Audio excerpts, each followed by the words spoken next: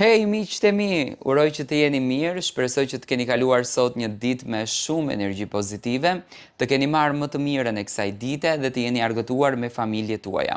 Unë fillimisht do të sjell një video që ju do të gëzojeni shumë.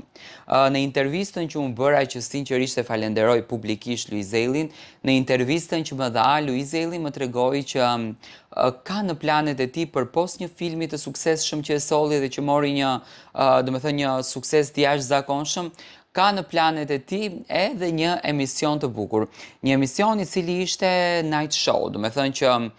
përfshin humorin, përfshin muzikën, përfshin energjinë e bukur, përfshin histori të dhimbshme, përfshin histori të suksesit, gjithçka që lidhet me një night show që në fakt është brenda karakterit të Luizelit. Luizeli me shumë krenari ma tregoi këtë moment dhe unë që në momentin kur e postova, do me thënë bëri bujën e madhe tek të gjithë shqiptarët, por nuk zgjati shumë kohë teksa ne bëm intervistën. Luizi me njëherë e nxori reklamën, do me thënë u përfol, jo se Luizi e nxori, u përfol që Luizi do t'jetë në Top Channel dhe do t'nis një emision show. Por në anën tjetër, ditën e djeshme, Luizeli nëpërmjet një videoje në Instagramin e tij na e konfirmoi që do t'jetë pjesë e televizionit Top Channel. Do me thënë Luizi do t'jetë pjesë e Topit, duke marrë një kartel të Top Channelit dhe duke e skenuar tek hyrja e Topit, që do me thënë pak të kartelën, asnjë nga punëtorët e Top Channelit nuk mund të futet në këtë televizion.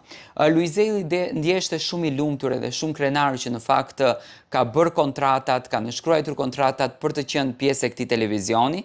Sinqerisht unë jam i lumtur për besnikërinë që ka Luizi, sepse pa marrë parasysh që Luizi pati një sukses të jashtëzakonshëm, pa marrë parasysh që Luizi pati një të ardhme të ndritur nga Big Brother, Luizi në asnjë mënyrë nuk i qëndroi jo falenderues televizionit i cili e mori dhe nxori në imazhin e të cilin është. Do me thënë ja nxori vlerat e Luizit, sepse ne të gjithë e kemi njohur Luizin, por nuk kemi patur fatin që t'ja njohim këto dimensione, me patjetër që shoqëria vet ja ka njohur, po sot jetojmë në kohën e xhelozisë, sot jetojmë në kohën e mllefit, sot jetojmë në kohën e inatit edhe njerëzit sikur e kanë problem që ta pranojnë suksesin e tjetrit dhe në këtë rast do me thënë Luizeli